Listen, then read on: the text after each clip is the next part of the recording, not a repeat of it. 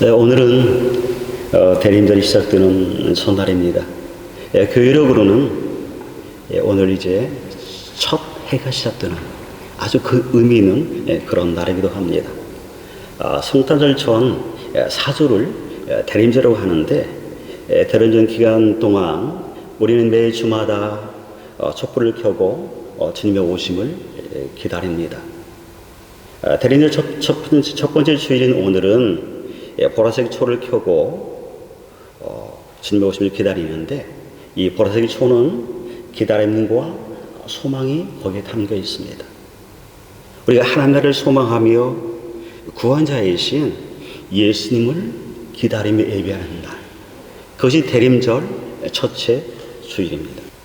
오늘 우리가 읽은 설에서 말씀은 구원자로 오시는 예수님을 예언하고 있습니다. 스게라라는 이름은 당시 이스라엘에서 아주 꽤나 흔한 그런 이름이었습니다. 요즘 한국에서 보면 아주 심플하고 세련된 그런 이름들이 굉장히 많잖아요. 민준이, 서준이, 민서, 소연이 같은 그런 이름들. 그런데 제가 어릴 때만 하더라도 가장 흔한, 가장 많이 쓰였던 이름들은, 남자는 영철이, 여자는 영숙이라는 이름이었습니다. 그래서 동네마다 꼭 있는 이름이 영철이, 영순이었습니다. 영철이, 영순이만큼이나 흔한 이름이 이스라엘에서는 스게라라는 이름입니다. 그런데 놀랍게도 그 이름의 뜻은 하나님이 기억하신다는 그런 의미를 가지고 있습니다. 하나님께서 나를 기억하십니다. 하나님께서는 자신의 백성을 기억하시는 분이십니다. 자신의 백성을 기억할 뿐만 아니라 그들의 아픔과 그들의 고난도 기억하시는 분이십니다. 하나님이 나를 기억하신다는 것은 하나님이 나를 아주 특별하게 여기신다는 것입니다. 문재인 정부 때 제가 아시는 분이 대통령 특사로 독일에 오게 되었습니다. 그분이 오셔서 저를 기억하고 저에게 연락을 주셔서 이제 만나서 같이 식사를 했는데 굉장히 고마웠습니다. 왜 고마웠냐면 저를 잊지 않고 기억해 주는 것이 제게는 아주 특별함으로 그렇게 다가왔습니다. 하나님이 나를 기억하신다는 것은 이것과는 결코 비교할 수 없는 그런 특별함이죠.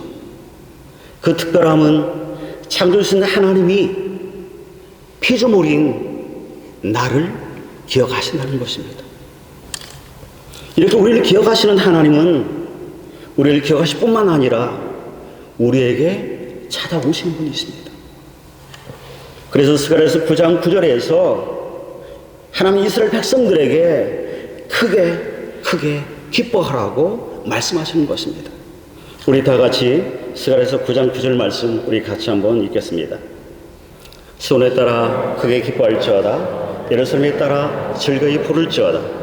보라, 내 왕이 내게 임하시나니 그는 공을 이시며 권을 베푸시며 겸손하여서 나귀를 타시나니 나귀의 작은 것 곧 나귀 새끼니라. 주님이 크게 기뻐하고 즐거이 부르라고 말씀하십니다.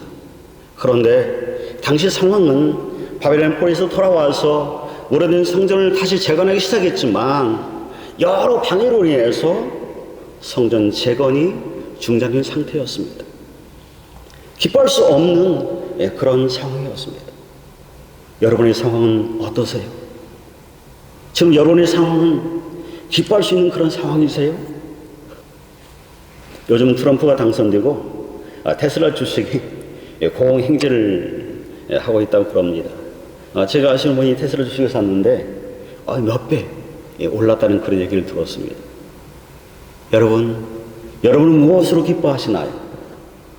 환경이나 상황이 나아지고 일이 잘 풀리는 것으로, 잘 되어지는 것으로 여러분은 기뻐하시나요? 이스라엘 백성들의 상황은 전혀 기뻐할 수 없는 상황인데 왜 하나님은 그들에게 지금 기뻐하시라고 말씀하신 걸까요? 내 왕이 내게 임한다. 그러니 기뻐하라고 지금 그렇게 말씀하시는 것입니다. 주님이 왕으로 오시기에 지금 기뻐하라고 말씀하시는 것입니다. 여러분, 우리에게 이런 기쁨이 있습니까? 주님이 왕으로 오시는 그 기쁨, 여러분, 그 기쁨이 여러분에게 있습니까? 왕으로 오시는 그 주님이, 그 기쁨이 어떤 것인지를 아주 잘 표현한 시가 있습니다. 그게 시편 24편입니다. 다윗이 쓴 시인데, 다윗이 왕으로 오시는 그 주님을 얼마나 기뻐했던지 거기에 보면 잘 표현되어 있습니다. 우리 한번 다윗이 쓴 시편 24편 7절 10절까지 한번 읽으시면서 다윗이 어떻게 기뻐했는지 여러분 한번 의미하시면서 여러분 읽으시기 바랍니다. 같이 읽습니다. 문들아 너희 머리를 들릴지어다. 영원한 문들아 들릴지어다. 영광의 왕이 들어가시리로다. 영광의 왕이 이르시리로다. 전쟁이 능한 여호와시로다. 문들아 너희 머리를 들릴지어다. 영원한 문들아 들릴지어다. 영광의 왕이 들어가시리로다. 영광이 누구시냐? 만군의 여호와께서 곧 영광의 왕이시로다. 아멘.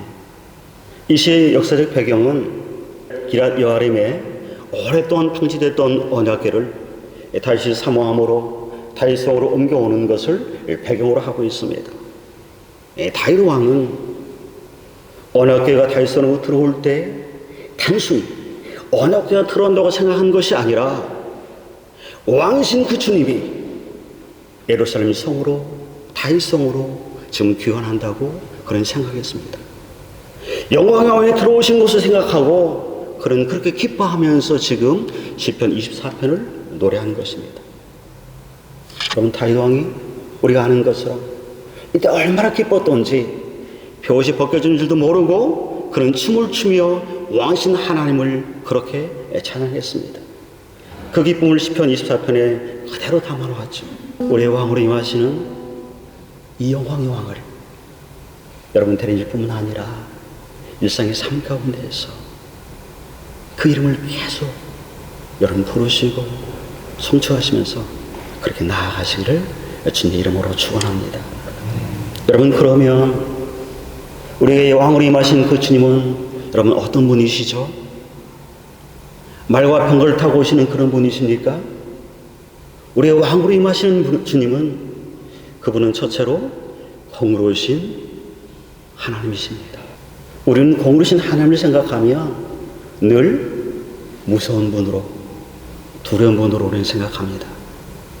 그러나 공의로우신 하나님이 왕으로 내게 임하시면 여러분 어떤 역사가 일어나냐면 공의로우신 하나님은 죄가 없으시고 거룩하신 분이기에 그 거룩하시고 공의로우신 하나님의 왕으로 내게 임하시면 내 안에 죄가 낱낱이 드러나고 내 안에 죄가 깨달아지게 되었습니다.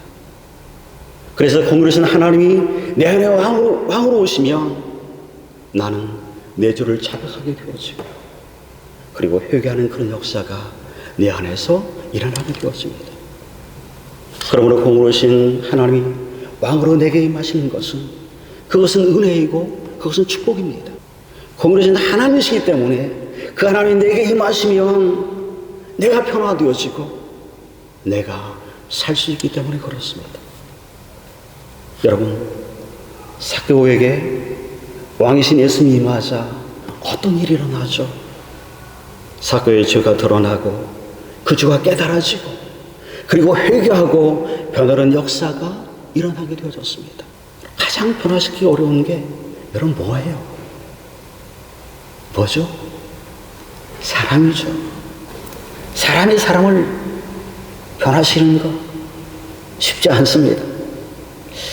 아마도 절대 변화되지 않는 게 사람일 수 있어요. 여러분 누군가를 훈계해서 여러분 변화되던가요? 조금 변할 수 있습니다. 그러나 그 근본적인 변화는 여러분 일어나지 않습니다.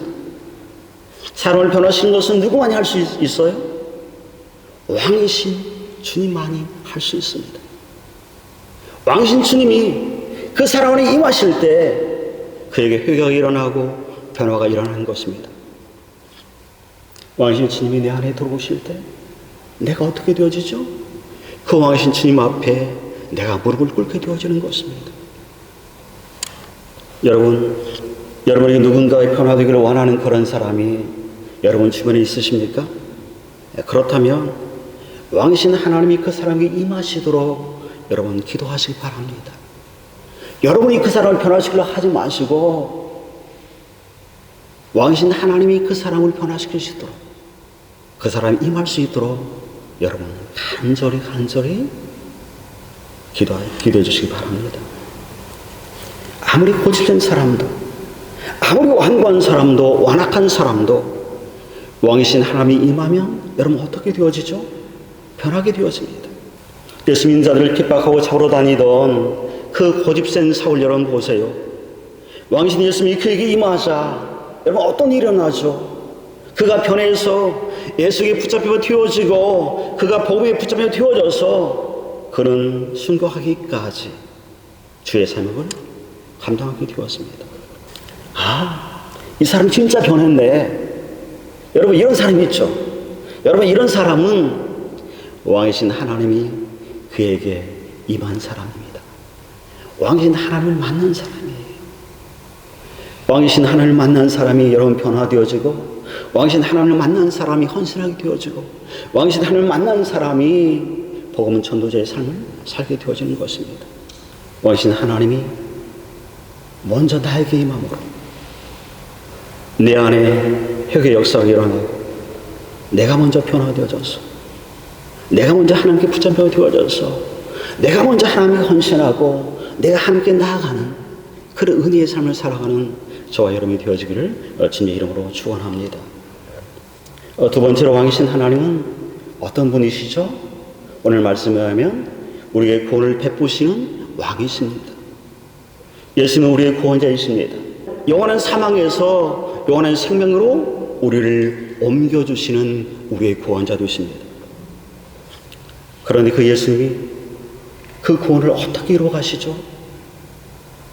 예언된 하나님의 그 말씀을 성취하심으로 이루어 가십니다. 스가랴 9장 9절의 말씀은 우리가 읽었던 마태복음 21장에서 예수님이 나귀 타고 예루살렘 입성하심으로 그대로 그 말씀이 성취되었습니다. 예수님 구원을 베푸시는 왕으로 예루살렘에 입성하시는데 여러분 그때 예수님이 뭘 타고 입성하시죠? 말과 병거가 아니라 나귀 새끼를 타고 입성하십니다. 여러분 한번 상상해 보시기 바랍니다. 나귀는 말처럼 그렇게 큰 동물이 아니죠. 더욱이 여러분 나귀 새끼는 여러분 얼마나 작은 그런 동물이에요. 이런 나귀 새끼를 지금 어린이 탔다고 여러분 한번 상상해 보세요. 마치 네 발 달린 자전거를 어린이 타는 것처럼 굉장히 우스꽝스러운 그런 모습이 들고 말 것입니다. 왕과 나귀 새끼는 결코 어울리지 않습니다. 그런데 왕이신 예수님은 어린 나귀 새끼를 타셨습니다. 왜 왕이신 예수님은 어린 나귀 새끼를 탔을까요? 왕이신 예수님이 어린 나귀 새끼를 타신 것은 첫째로는 스가랴서 9장 9절의 그 예언의 말씀을 성취하기 위해서였습니다. 그리고 두 번째는 저와 여러분을 위해서 예수님이 나귀 새끼를 타신 것입니다. 이게 무슨 말이냐 이렇게 생각할 분도 계실 것입니다. 출애굽기 23장에 이런 보시면 하나님이 태에서 처음 난 것에 대한 규례를 말씀하시면서 태에서 처음 난 것은 그것이 사람이든 가축이든 다 구별해서 하나님께 드리라고 그렇게 말씀하십니다. 그러시면서 출애굽기 13장 13절에 보시면 부정한 짐승인 나귀의 첫 새끼에 대한 규례를 말씀하시는데요. 우리 다 같이 한번 출애굽기 13장 13절 말씀 같이 한번 읽겠습니다. 나귀의 첫 새끼는 다 어린 양으로 대속할 것이요 그렇게 하지 아니하려면 그 목을 꺾을 것이며 내 아들 중 처음 난 모든 자는 대속할지니라. 나귀는 부정한 동물이기에 첫 새끼라 할지라도 부정한 그 나귀 새끼를 하나님께 드릴 수가 없습니다. 드려야 되는데 드릴 수가 없습니다. 그래서 하나님께 드리려면 반드시 무엇으로 대속하라고 말씀하시죠? 어린 양으로 대속하라고 말씀합니다. 여기서 대속이란 말은 대신 몸값을 지불한다는 말입니다. 나귀 새끼는 부정한 동물이기에 반드시 어린 양으로 대속해야만 합니다. 그래야만 첫 나귀 새끼가 어떻게 할 수 있어요? 살 수 있게 되어지죠. 만약 양으로 대속해서 드리지 아니하면 오늘 우리가 읽었던 말씀을 보면 뭐라고 말씀하시죠? 반드시 그 나귀의 목을 꺾으라고 말씀하십니다. 어린 양으로 대속하지 않으면 죽을 수밖에 없다는 것입니다. 여기서 우리가 생각해야 할 것이 있습니다. 여기 나온 이 부정한 나귀 새끼가 누구냐입니다. 여러분, 이 부정한 나귀 새끼는 누구를 암시하는 걸까요? 부정한 이 나귀 새끼는 저입니다. 부정한 나귀 새끼는 여러분입니다. 저와 여러분이 이 부정한 나귀 새끼, 나귀처럼 부정하기에 어린 양으로 대속하지 않으면 절대 살 수 없는 존재가 저와 여러분이라는 것입니다. 그래서 우리에게 어린 양 되신 예수님이 필요하신 것입니다. 그래서 우리에게 어린 양 되신 예수님이 이 땅에 오신 것입니다. 어린 양 되신 예수님이 우리를 대신해서 대속하지 않는다면 나귀와 목이 꺾어 죽을 수밖에 없는 것처럼 저와 여러분은 죽을 수밖에 없는 존재, 그게 저와 여러분입니다. 이런 저와 여러분을 살리기 위해서 어린 양이신 예수님이 십자가에서 자신을 대속물로 내어주신 것이죠. 왕이신 예수님, 저와 여러분을 위해서, 저와 여러분을 살리기 위해서 그 십자가에서 대속물이 되신 것입니다. 구원을 베푸실 왕으로 오셔서 온전히 십자가에서 대속물로 내어주신 분, 그분이 우리 주님이십니다. 우리 인터넷 처주에 그 주님을 기다리는 것입니다. 우리 모두 그 주님을 기다리면서 그 주님을 찬양하는 대리민 되기를 소망합니다. 세 번째로 우리의 왕이신 주님은 여러분 어떤 분이시죠? 겸손하신 왕이라고 말씀하십니다. 예수님은 왕이신데 어떤 왕이에요? 겸손하신 왕이십니다. 그래서 예수님이 왕으로 오셨지만 나귀 새끼를 타신 것입니다. 그런데 우리는 어떻습니까? 저와 여러분은 왕이 아니에요. 우리는 왕이 아닌데도 우리는 어떻죠? 우리는 겸손하지 않습니다. 주님은 왕이신데도 겸손하셔서 나귀 새끼를 타셨는데 우리는 왕이 아님에도 불구하고 우리는 겸손하지 않아요. 주님이 나귀 새끼를 타신 이유가 뭘 없애기 위해서죠? 말과 병거를 없애기 위해서입니다. 그런데 예수님 예루살렘 입성하실 때 무리들이 예수님을 따라가면서 호산나 다윗의 자손이여 우리를 구원하시라고 그들이 외칩니다. 여러분, 이때 이들은 어떤 메시아를 그들은 원하면서, 그들은 어떤 메시아를 기대하시면서 그렇게 외쳤죠? 말과 병거를 가진 힘 있는 메시아를 그들은 원하면서 그들은 호산나 다윗의 자손이여 라고 외치면서 그들은 예수님의 뒤를 따라갔습니다. 그들은 겸손한 왕을 원하는 것이 아니라 그들은 힘 있는 왕, 자신을 위해서 일해줄 그런 왕을 그들은 찾고 그들은 원하는 것입니다. 그들은 겸손을 원하는 것이 아니라 그들은 힘을 원했고 자신의 욕망을 채워줄 그런 메시아를 그들은 원했습니다. 그러나 왕신 예수님은, 왕신 예수님의 그 겸손은 여러분 어떤 겸손이죠? 우리를 살리는 겸손이십니다. 우리를 구원하시는 겸손이에요. 그래서 말과 병거가 아니라 나귀를 타고 겸손의 왕으로 예루살렘에 입성하신 것입니다. 그리고 십자가에 자신을 대속물로 주시기까지 그렇게 낮아지셨고 그렇게 겸손하신 것입니다. 여러분 겸손하시죠? 여러분 겸손하십니까? 여러분 언제 우리가 겸손할 수 있습니까? 여러분 언제 겸손할 수 있으세요? 우리가 많이 배워야 우리가 겸손하십니까? 아니면 우리가 기도를 많이 해야 우리 겸손할 수 있습니까? 아니면 우리가 말씀을 많이 읽어 우리 겸손할 수 있습니까? 여러분 우리가 언제 겸손할 수 있냐면 겸손하신 그 예수님이 내 안에 들어오실 때 내가 겸손할 수 있습니다.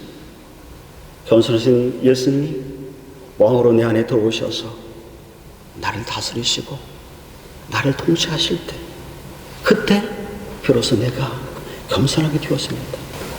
예수님이 다시 나귀를 보면 이 나귀 새끼는 여러분 길들여진 그런 나귀가 아닙니다. 한 번도 멍에를 매보지 않은 그런 나귀입니다. 나귀는 말은 여러분 멍에를 매지 않거나 조련되지 않으면, 길들이지 않으면 절대로 탈 수 없습니다. 그게 나귀의 말이에요. 그런데 오늘 본문에 나오는 이 나귀 새끼는 어떻죠? 예수님께 온전히 순종합니다. 그런 나귀 새끼는 불구하고 예수님께 순종해요. 여러분, 이게 겸손입니다. 예수님의 주님을 인정하고 모든 주도권을 다 내어놓고 오직 주님을 높여드리면서 그분이 나의 주인이라고, 그분이 나의 왕이라고 고백하는 것, 그리고 그렇게 살아가는 것, 그것이 주님이 원하는 겸손입니다. 주님이 쓰시겠다는 그 말 한마디에 나귀 주는 어떻게 하죠? 온전히 내어드립니다. 주님의 주도심을 인정하기 때문에 가능한 것이죠. 여러분이 주님의 주도심을 인정한다면, 그리고 고백한다면, 그분을 왕으로 여러분들이 모셔드린다면, 여러분도 나귀 주님이 그랬던 것처럼 그렇게 주님께 겸손으로 순종으로 나아갈 수 있을 것입니다. 여러분, 겸손은 억지로 되는 것이 아닙니다.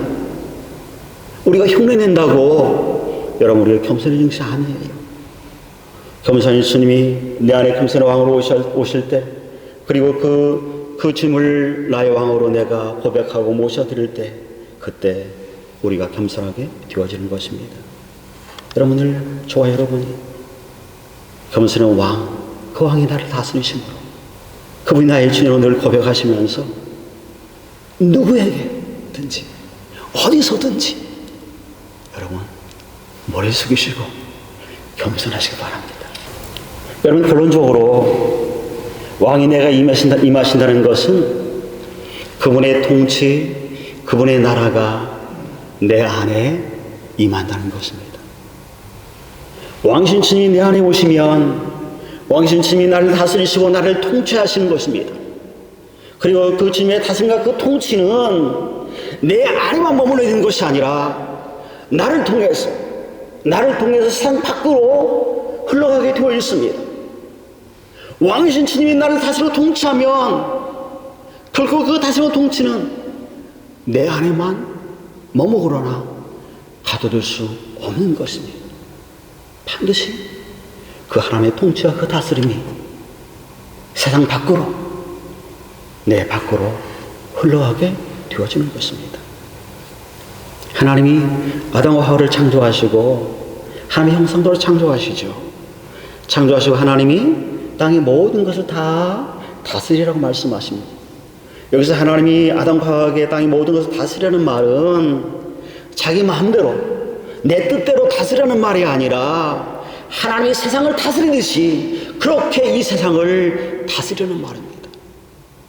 이게 왕이신 하나님이 내 안에서 다스리시고 통치하는 것입니다. 왕이신 하나님이 내 안에서 다시 통치하는 그 통치하심이 밖으로 흘러나가는 것을 지금 얘기하는 것입니다. 내 안에 왕이신 주님의 그 통치와 다스림이 우리 가정 가운데 흘러가면 여러분 어떻게 되어질까요?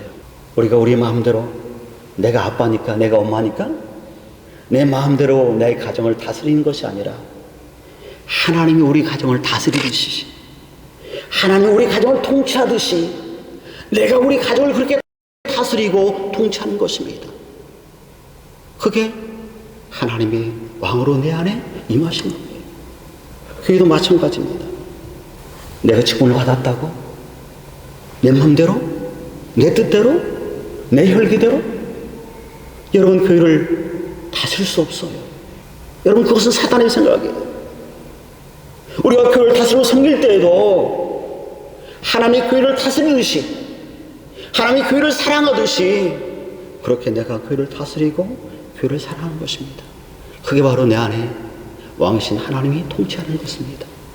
그것이 왕이신 하나님이 나를 다스리는 것입니다.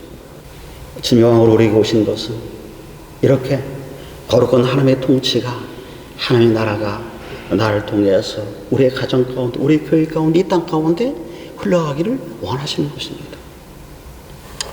조동아 신이 쓴 나 하나 꽃이 피어라는 시가 있는데요.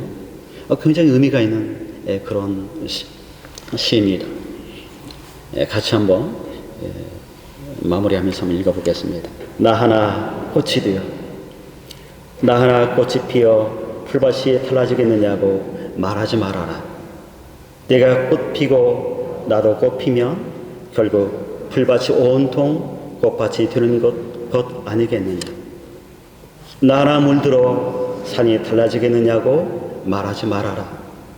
내가 물들고 너도 물들면 결국 온 산이 활활 타오르는 것 아니겠느냐. 여러분, 그렇습니다. 먼저 내 안에 왕이신 주님이 내 안에 오셔서 나를 다스리시고 나를 통치하시며, 그리고 여러분에게 임하셔서 여러분에게 다시 통치하며, 하나님이 원하시는 이 땅이 하나님의 나라가 여러분을 임하시는 것입니다. 저와 여러분을 부르신 것은 바로 그 나라, 그 나라 이 땅에 오기 위해서 여러분 부르신 것입니다. 여러분, 날마다 하나님이 나의 왕인 것을 고백하시면서 그 하나님의 통치 가운데 여러분 거하시면서 함께 이 땅에 하나님 나라가 임하는 거룩한 역사를 보기를 주님의 이름으로 축원합니다.